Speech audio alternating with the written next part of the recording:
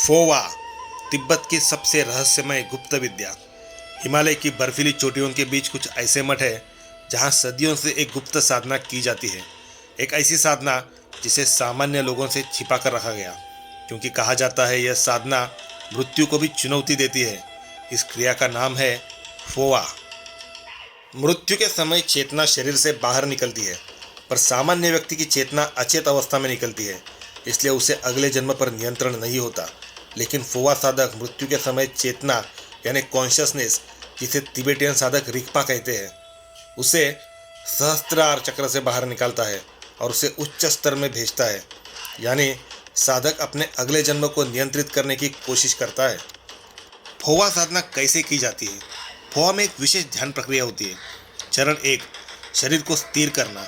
साधक पद्मासन में बैठता है और मन को पूरी तरह शांत करता है। चरण 2, तिब्बती योग में एक ऊर्जा मार्ग बताया गया है जो नाभि से लेकर सिर के ऊपर तक जाता है।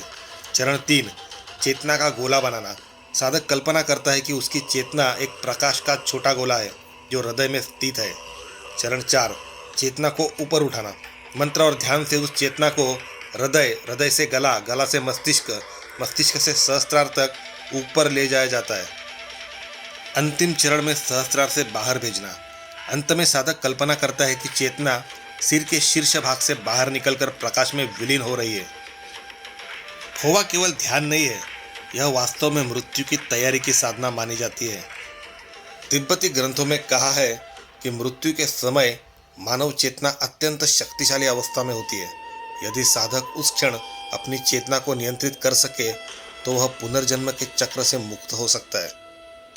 यदि उस क्षण मन पूरी तरह जागरूक हो गया तो चेतना एक नई दिशा चुन सकती है। फोवा के प्रकार। साधारण फोवा, मृत्यु के समय चेतना को उच्च लोक में भेजना। गुरु फोवा, गुरु अपनी शक्ति से शिष्य की चेतना को मार्गदर्शन देता है।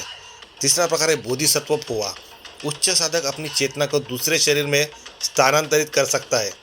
कुछ तिब्बती कथाओं में इसे बॉडी ट्रांसफर कहा गया है। नागा परंपरा में इसे ही परकाय प्रवेश भी कहा जाता है। रहस्यमय खोपड़ियों का रहस्य। फोवा से जुड़ी एक और रहस्यमय बात सामने आती है। हिमालय के कुछ क्षेत्रों में कुछ साधुओं की ऐसी खोपड़ियाँ मिली है जिनके सिर के ऊपरी भाग में एक छोटा सा छेद दिखाई देता है। तिब्बती परंपराएं मानती है कि यह छेद फोवा साधना की सफलता का संकेत हो सकता है, क्योंकि इसी स्थान से चेतना निकलने की कल्पना की जाती है। इन रहस्यमय खोपड़ियों की कहानी इस विद्या को और भी रहस्यमय बना देती है। आधुनिक विज्ञान चेतना स्थानांतरण को प्रमाणित नहीं करता, लेकिन कुछ चीज़ें रोचक है, जैसे नियर डेथ एक्सपीरियंस, शरीर से बाहर अनुभव, आउट ऑफ बॉडी एक्सपीरियंस और गहरी ध्यान अवस्था। इनमें कई लोग बताते हैं कि उन्हें लगा उनकी चेतना शरीर से बाहर निकल गई।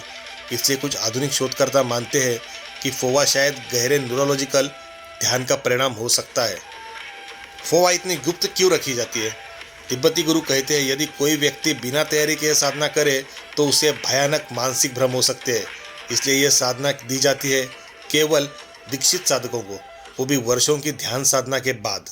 मानव इतिहास में सबसे बड़ा रहस्य न कोई खजाना है, न कोई प्राचीन हथियार। सबसे बड़ा रहस्य है मानव चेतना, और शायद फोवा उसी रहस्य की एक झलक है। अगर आपको ऐसे रहस्यमय विषय पसंद है तो चैनल को सब्सक्राइब करें, क्योंकि अगले वीडियो में हम जानेंगे तिब्बत की 5 सबसे खतरनाक गुप्त साधनाएं।